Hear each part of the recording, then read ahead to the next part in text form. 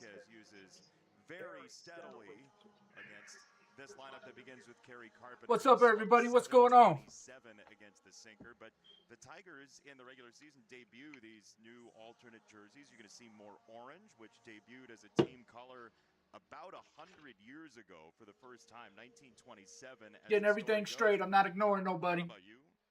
I like the orange. The all orange. Yeah, but I like these orange with the navy as well.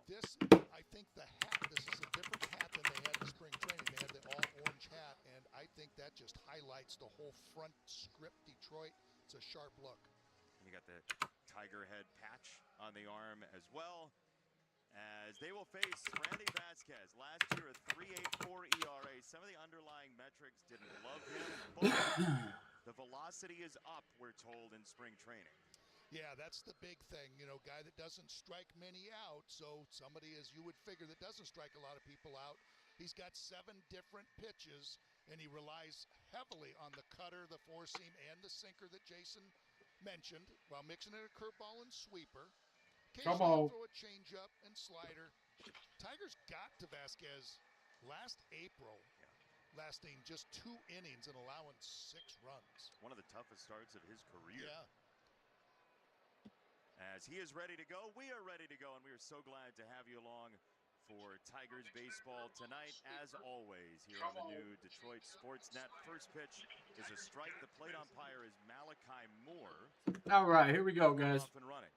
Wheels up time is 8:40 Eastern time, 5:40 local.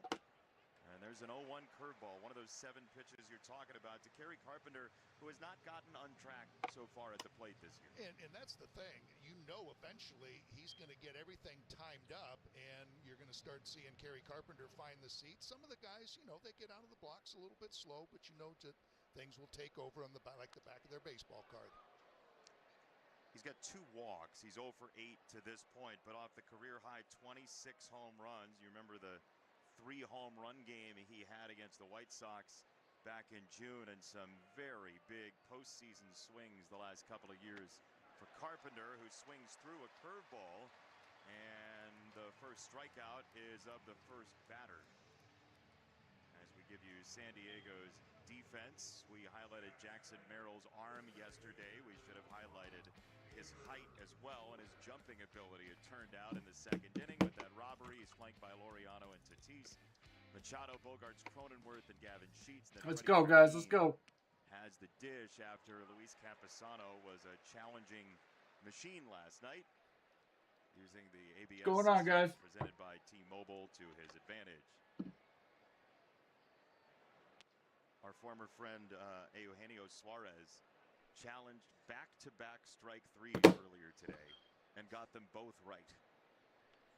Yeah, I would say that those are 2 pretty good challenges right there. What did he end up doing? I didn't see the end of the I know I that's didn't the see thing. the end of the at-bat, but it was C.B. Buckner had the plate, and he challenged one, he punched him out, challenged again, punched him out, and then he stayed. Boy, I wonder, were they like really egregious? They were good bad challenges. They were smart challenges. So they were bad misses. It was worth it. 2-1 is tip foul. 2 balls and 2 strikes. It's a little bit like you're saying, like, the party's just about to come to an end, right? Everybody's kind of filtering out. There's that one guest that's like, I'm not leaving. Let's play Monopoly. You're like, it's 11:30. Okay, get out of the batter's box. 2 and 2 count. I got to win my money back. Right? I know. Okay. Maybe you're a little higher stakes than Monopoly. I see. I'm shelling out $6 for Baltic, and you're raising pocket kings. Baltic. Mediterranean. 2 and 2 on Gleyber Torres. And 3 balls and 2 strikes. It was a sinker. Gleyber, 4 walks already this year, off a career high last year. Yeah, I was going to say, he had one of those games last night where he had 3 walks, talking about just the early season high, and there's another. There you go. Good walk. Good walk. Walk number 5 for Gleyber Torres in 3 games, and we've just started the 3rd. And there it is. It's always the thing. When Kerry Carpenter is at the plate, you see that Vasquez getting ahead, and it turns into a strikeout. And then just Gleyber Torres works that count and And that's one of the things that if you're going to get those base runners on, that big thing, Vasquez got that good stuff, but needs to throw strikes. And it's part of the reason he ended up in the bottom 1% of Major League Baseball last year in whiff rate. If you're not going to throw strikes, you're not going to get a lot of swings and misses because guys see pitches better out of your hand. And you're so fastball heavy as well, as it's 1-1. But look, we're watching the velocity here. If you're in the chat right now, spring training, he was up to I'm just getting everything together. Sorry. He's been 96 in today's game, and I think he'll even at times probably top that out too. Probably topping out at about 98. But more secondary stuff early in the game than we had seen last year. You know, I'm thinking right along with you. I'm saying, you know, he's got that good velocity, and why is it that he's not getting a lot of strikeouts with a guy that's throwing 96? But already you can see he's mixing in the curveball, the changeup, the cutter, and he's got a good he throws a lot of them. Cutter to first base, Gavin Sheets. He knew it was coming. Yeah, pitch com. Infielders, yeah. A couple infielders get to have pitch com. Torres at first, 1 out, 2-1 to Keith. And Colt swings through that cutter. That's the neutralizer. Okay, Keith, come on. It is. I mean, it's a good pitch to right-handers also, but look at the late break to it. I mean, it just comes in. It's looking like it's a fastball, a nice four-seamer right on the inside part of the plate. Colt Keith's eyes light up, and then just that last little sail. Then he pairs it with a fastball tailing away. You and I had a real good conversation with Kenley Jansen today, and that's exactly what he does.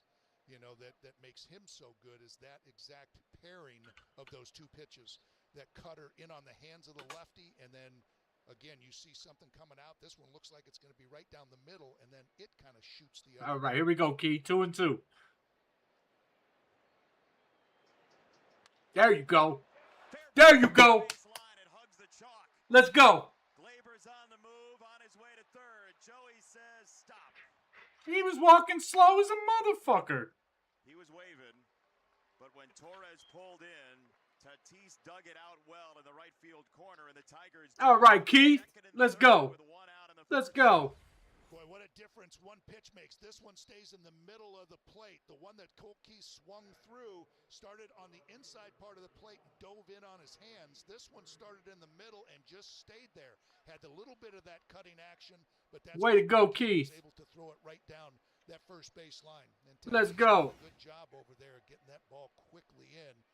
And Joey Cora knows exactly, hey, I got to hold him up. And then Cronenworth, who's accurate with the cut throw typically as well, and he's part of that too, the Michigan man as he is. No pictures, he said. Glove in front of his face. All right, Green. On the ground, second base. Play is at home from Cronenworth. What the fuck, man? His DOA. Excuse my language. Fucking Green ain't doing shit. He's got 1 hit in 3 fucking games. He's supposed to be our star. Call it what you will. Tigers offense score again early, so they decide to play that infield in. And this one just to the right of Cronenworth comes right up to him. He takes his time, and Gleyber Torres has got no chance. Didn't look like Gleyber got the best jump at third. Colt Keith was off and moving right away. Not that it was going to save Gleyber. That was fish in a barrel for Cronenworth. But just that he had to move maybe 1 to 2 steps to his right, you thought it might have been a little bit closer. Just take a look at his secondary lead, see if he gets off there. Yeah, he had that little bit of a freeze there and kind of went back to second base. Or, I'm sorry, third base. Just that little bit fucking of hesitation. Green. Caught him flat-footed. Made a little bit closer. Let's go, Tort. Come on. We've had enough of that discussion with Isaiah Kiner-Falefa. One off-season about leads from third. It's going to haunt that Blue Jay team for a long time. 1-1. Torque sprays it foul, and Joey Cora showing the agility. Yeah, there's that, that conversation a lot of the coaches are having for that reason right there. They have to stay there. They normally would go way back into short left field, almost even with the third baseman, but now they're required to stay in that box. Yeah, there's a directive from the league, if you have not heard, directive from the league for coaches I'm to such a stay fucking in idiot. place. And part of that is there were some coaches that people said were relaying signs and location and all that stuff. And so now every coach is supposed to stay in the box. And there was a story in The Athletic about a week ago about coaches being very worried